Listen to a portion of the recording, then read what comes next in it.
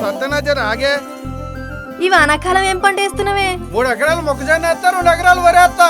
ఈసారి ఇట్లా పంటలు వేస్తే తర్వాత నువ్వే పరేషాన్ అవుతావు. నీళ్ళ పరేషాన్ అవడానికి ఏముందా మళ్ళా? గదేదో దిక్కుమాలన ఎల్లినో అంట. ఈసారి వర్షాలు కూడా దాని వల్ల తక్కువ పడతాయంట. అవునా?